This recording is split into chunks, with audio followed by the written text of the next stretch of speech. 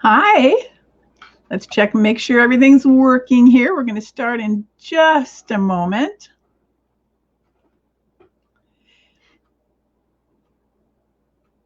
And you can see that today's Wisdom Wednesday is called Only You Can Set Yourself Free. So there we are. Okay, super. Hi. Welcome to this Wisdom Wednesday episode that is called Only You Can Set Yourself Free. And it is going to be based on where you can take a look into the kind of things that have been holding you back, what's holding you down, what you think is missing from your life, and how you can recognize and eliminate the three things that are commonly to blame. But first, a little reminder here that you can live in harmony with the infinite wisdom that dreamed you into being. Because this, dear friend, is the basis and the foundation for absolutely everything that I do. And if you don't know me, my name is Carrie Fox, and it's just my main mission in life to be your constant reminder of your infinite wisdom connection. And that guidance is always available for you. And I also do these Wednesday quickies because, listen, you're thriving, that's my passion. So for today, let's start looking at what you can do to set yourself free. Now, first, we're going to look at something called the if onlys. Now, these can be looked at or thought of from many different points of view. So if you want to grab a piece of paper and a pencil right now, I would inspire you to write down the first thing that came to your mind when you heard me say, if only, because that's going to be a clue to you as one of your major if onlys in your life. And I'll just go on here and mention some of the different kinds of these if onlys. There is the if only that's based on circumstances. If only I'd had a different childhood. If only I'd had different parents. If only I had been born into a different family. If only, if only, if only. The second kind of if only has to do with a people or a person. If only he would have loved me more. If only he or she would have said or done something that you wanted them to do versus what they actually did. And if only I'd gotten that job, or if only I started looking for a job sooner. And the big if only is wishful thinking. If only this would happen or that would happen. It's just a pack of if only, if only, if onlys. Now, a couple other kinds of if onlys are if only I knew then what I know now. And something like if only common sense were more common. Or maybe you'll understand this way of thinking about relationships work or will fall apart, rather, if only one person is trying to hold them together. I lived that one. I know it. I understand it. You can't do it. You've both got to be working together. So if you only play for the applause, then you place your happiness in the hands of the audience. Don't ever place your happiness anywhere except within yourself. So the way to break free from the if only way of thinking and being is to fully understand and accept that there is no such thing as an accident. Because when you remember that you deliberately came here, you chose to come here, and that you had in divine intention for incarnating here and now, then wouldn't it just stand to reason if you did all that planning that you also didn't include a higher level guidance system to help you through your earth walk? To give you the birth parents and the family circumstances to help you on your journey? And of course, to nudge you when you're veering off of track. So that's a very common way to get over your if only psychoses is to remember there's no such thing as an accident. You chose to come here at this particular time. You arranged your parents, your birthplace, your astrology, your everything, and you engaged a higher level guidance system to help you and to nudge you when you get off track. So let's go on to the next thing that you can set yourself free from, and that is judgment. And we're going to look at the different ways that judgment can enter and affect your life. The integrity of your relationship to yourself, and I say that to mean your judgment of yourself, is greater than and more important than others' perceptions of you or their judgment of you. Make sense? And as the Dalai Lama teaches, love is the absence of judgment. Period. Mic drop. And Wayne Dyer told us that when you judge another, you do not define them, you define yourself. So listen, if you're like most of us, I bet there's been times in your life when you felt like saying to someone, you know, I hate to tell you this, but you judge too quickly and you don't respect me at all. Maybe we could all learn a little bit from Mother Teresa, who said, if you judge people, you have no time to love them.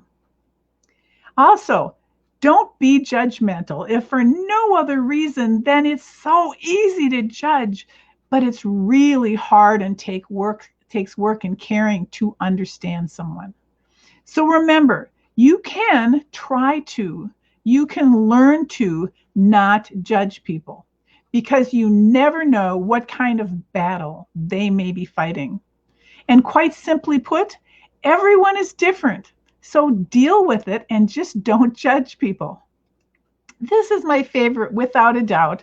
Don't judge my path if you haven't walked my journey. Now, there were so many more memes and adages that I wanted to put in here today, but hopefully you can embrace the fact that judging yourself and others are things that you can set yourself free from, which I think is not grammatically correct, but it's the way I talk. Now, the next topic I want to include today has to do with the other two, in that each of them, the if-onlys and the judging of people and situations, are born out of an out-of-control ego. And I'm going to start this today with my keep it simple view of the ego, because there have been so many different concepts of the word ego, starting from Freud's original ego versus id theory in the psyche. And over the years, I found all these different definitions of what the word ego is. I found them to be not only confusing, but many of them are contradictory. And it just didn't help me to understand the ego until I recognized this easy and simple way to look at the ego.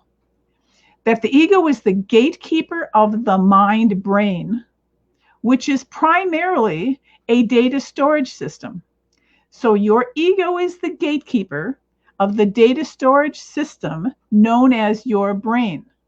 Now, this is not a completely new theory. The understanding that our brains are actually data storage systems is really quite old. And I think it's a much easier way to understand the relationship of the ego to the brain. That your brain collects data as it witnesses things happening in your life. And then it's the ego that accesses that data when it would be useful for you to be aware of it. For example, if you hold a match until it burns down too far, your fingers will get burnt. And that will not only hurt, but it could damage the cells of your fingers.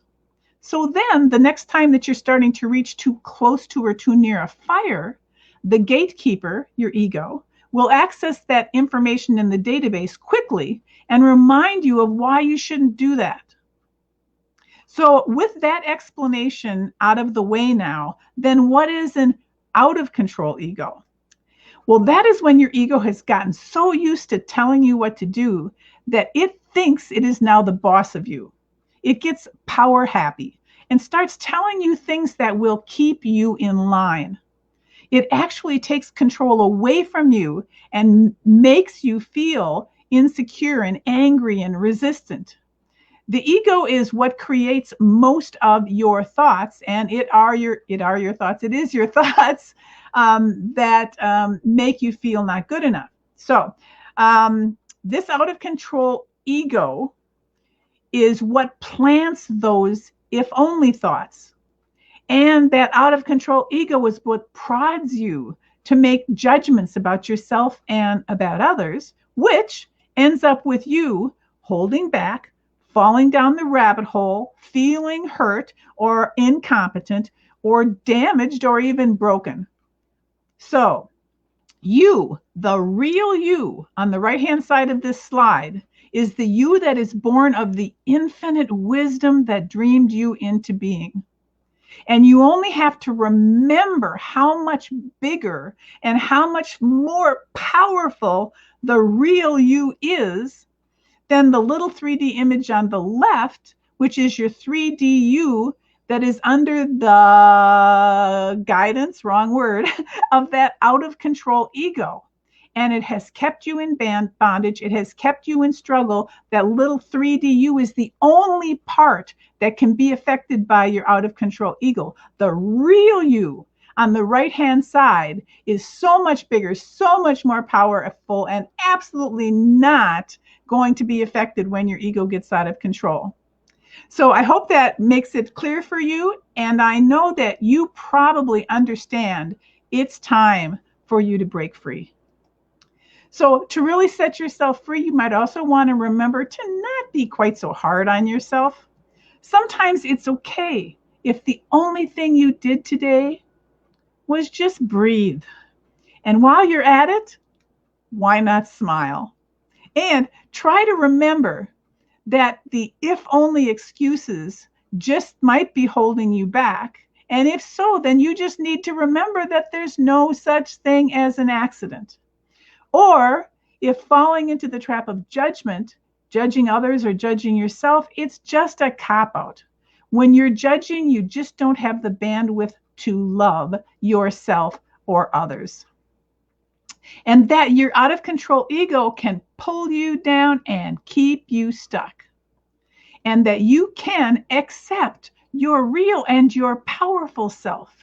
You will be setting yourself free. And if we all could spread love as quickly as we spread hate and negativity, just think what an amazing world we would live in. So the bottom line is, only you can set yourself free. Any idea of a prince on a white horse arriving to rescue you? That is pure 3D fantasy. Nobody, nothing can rescue you. You're sitting around mired in your struggle does not and will not change your life. The way your life can change and can improve is by you remembering that you have all the power to set yourself free. You are so much more powerful than how you have been acting. Just opt into your amazing grand adventure. Take a big breath. Pull your big girl panties up and light up your world with your brilliance. Now, take charge of your feelings, because that is, after all, the big time, easy to use, biggest tool that you have in your tool chest. You can wield your magic wand. You can magnify your magic using your feelings and to get yourself to be in a state of joy. You can challenge yourself to have fun. You can challenge yourself to be in the vibrational frequency of playfulness. Now, if you want some help, if you would like me to show you how to do this, to hold your hand, then let me help you and teach you how to do that, how to live more hours a day in joy and fun and playfulness, because that is how you can not only set yourself free from what's been holding you back, but you can also stay in the creative mode that allows your hopes and dreams to come true. You can register for this free, fun, and wonderful challenge by sending an email to happiness.challenge@harmonyenterprises.net. Now, this fun and life-changing challenge starts on Friday, November 20th. So you can actually have a happier and more joyful outlook on life before Thanksgiving and before Christmas. And you can be masterful at it by the time 2021 rolls around, where you can start your planning and creating a more wonderful 2021. So register right now to take advantage of this free and possibly life-changing challenge. It's all up to you. I know you can do this, but it's based on if you really want to.